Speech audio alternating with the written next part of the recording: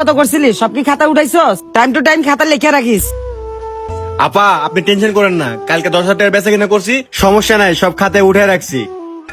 আপা আমি তো লোভে পইরা আপনার সাথে মস্ত বড় অন্যায় করে ফেলাইছি। 2 লাখ টাকার অ্যাডভান্স 5 লাখ টাকা দিছি। আপনার ডেকোরেশন আর আপনার মাল সহকারে বেশি দামে কিনে ফেলাইছি।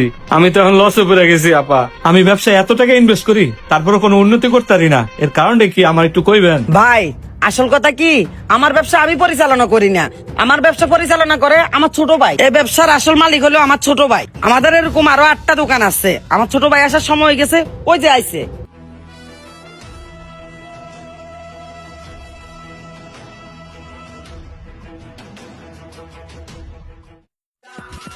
কি হয়েছে আপা, উনি কি চায়?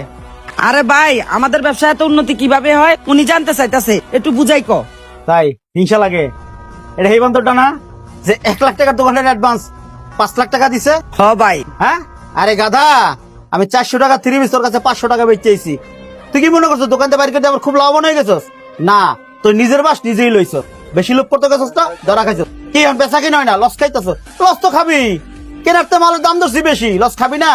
বেশি লোভ করা ভালো না। আপনার যে ব্যবসা মিয়া, আপনি যে ব্যবসার মূল নীতিই জানেন না। ব্যবসা হচ্ছে সততা, ব্যবসা হচ্ছে মূল নীতি হচ্ছে নিজের প্রতি নিজের কনফিডেন্স, যেটা আপনার নাই। ব্যবসায় খালি ইনভেস্ট করলে হয় না ভাই, ব্যবসায় মানবতা থাকতে হয়। আপনার কোনোটাই আপনার মধ্যে নাই। আপনি খালি কে কেমন ব্যবসা করলো, কে কতটা উন্নতি করলো, তার পিছিয়ে লেগে গেছেন। তাকে পিছিয়ে দৌড়ে দৌড়ে নিজের সময়টা নষ্ট করছেন।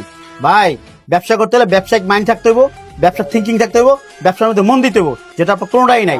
ভাই আপনি আমার ওই দোকান থেকে বাইর করে দিয়ে 1 লাখ টাকার অ্যাডভান্স 5 লাখ টাকা দিয়ে লাভ হয়েছে কার জানেন? কার? কার? আবার দোকান মালিকের। ওই দোকানটা 1 বছর ধরে পড়ে আছিল, দোকানটা ভাড়া হয় না, সেই দোকানটা আমার আফাই চালু করছে।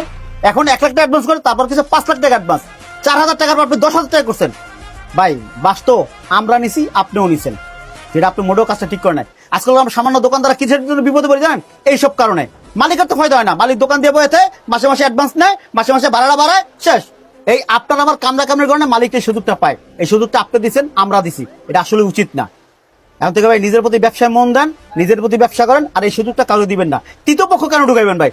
আর ভাই এখন যে ব্যবসার পরিস্থিতি আপনিই বলেন মিয়া, কয় টাকায় বা লাভ হয়? অথচ দোকান মালিক, প্রতিষ্ঠান মালিক এরা মনে করে আমরা লাখ লাখ টাকা কামাই, আর ওনারা সুযোগ খুঁজে কখন অ্যাডভান্স বাড়াবো, কখন ভাড়া বাড়াবো, আর আপনাদের মতো কিছু লোকের কারণে সেই সুযোগটা ওনারা পায়। ভাই আপনি একদম সত্যি কথা কইছেন। যদি কেউ দৌড়ানি দিতে হয়, তার পিছনে দৌড়াইতে হয়। আর আমি ব্যবসা বাদ দিয়া মানুষের পিছনে দৌড়াইয়া নিজের সময়টা নষ্ট করছি। আমি এখন থেকে নিজের ব্যবসার প্রতি মন দিব ভাই। ভাই বুঝছেন, একটু দেরি করে বুঝছেন। আমার কিন্তু একটা প্রতিষ্ঠান না, আমার 8টা প্রতিষ্ঠান। আমার বইনে আর আমি মাত্র 10,000 টাকা ব্যবসা শুরু করছি। আপনার টাঙ্গাইল, রাজশাহী, নানান জেলায় মাল দিয়ে বেড়াই। আমাদের উত্তরা 4টা শোরুম। ভাই ব্যবসায় মন দেন, ব্যবসার নীতি ঠিক রাখেন, দেখবেন ব্যবসা দাঁড়াই গেছে। যান। ঠিক আছে ভাই, আপনাকে অসংখ্য ধন্যবাদ। ঠিক আছে যান। আবার শোনো, তাহলে তুমি ব্যবসাটা সামলাও, আমি একটু উত্তরা শোরুমে গেলাম। ঠিক আছে? আচ্ছা ঠিক আছে, যা দেখে শুনে যাইস। ওকে।